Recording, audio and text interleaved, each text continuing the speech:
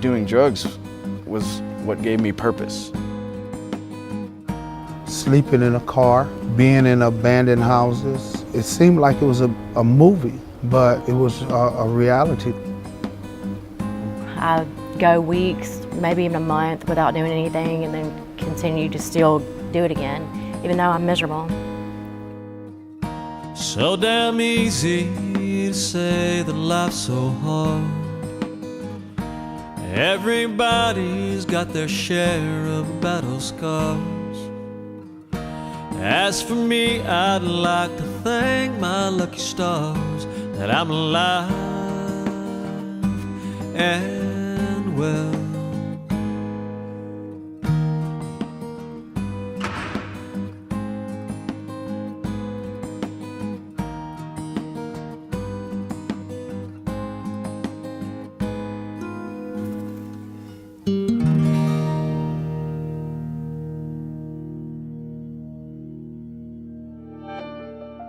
I grew up with my grandparents. My dad and mom were both heroin addicts and just weren't really in a position at the time to raise me.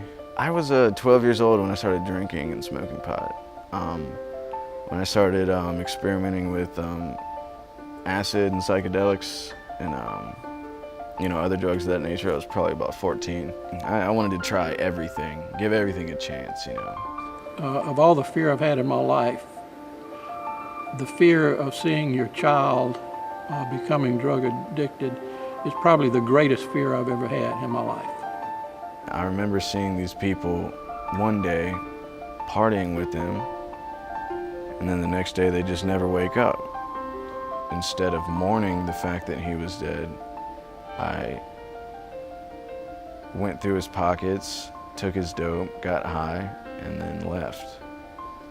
It's terrible to see him suffering, and knowing that he needed help. There was no way that he could overcome this on his own.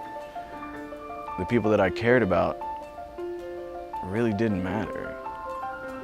They didn't care about me, and the people who did care about me, I didn't care about them. So I was a monster.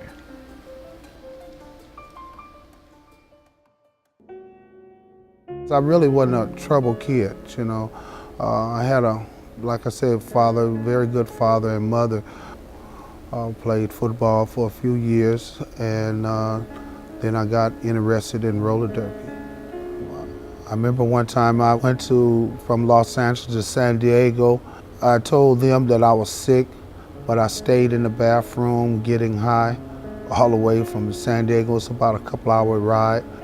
I never felt that I had a problem. I just continued doing it.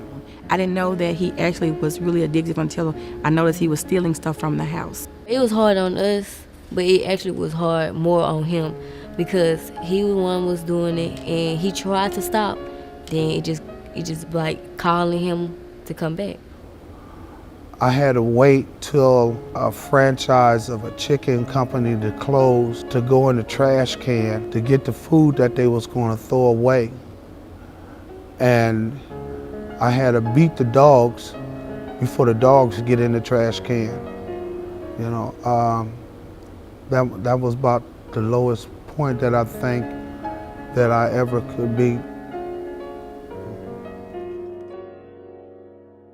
I hated drugs, hate them, because that's the reason my dad died. I said I would never do them. I was 12 when I experimented the first time with pot and then alcohol, and it didn't become on a regular basis until I was like a freshman in high school. It turned into years of me doing that opiate. I was numbing myself, but I wasn't happy inside. I've had a lot of good jobs and a lot of good opportunities come through that I've had in my lifetime, and I've messed all of them up, basically through my drug use.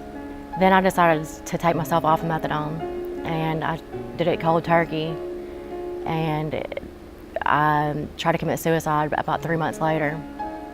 My mom, she said, I know you're using drugs. And I broke down to her and told her, yes, I have been, and I want help. And she had gotten the phone book and called. She called Steps and said that for me to call up there, that they said that they could, that I had to call them.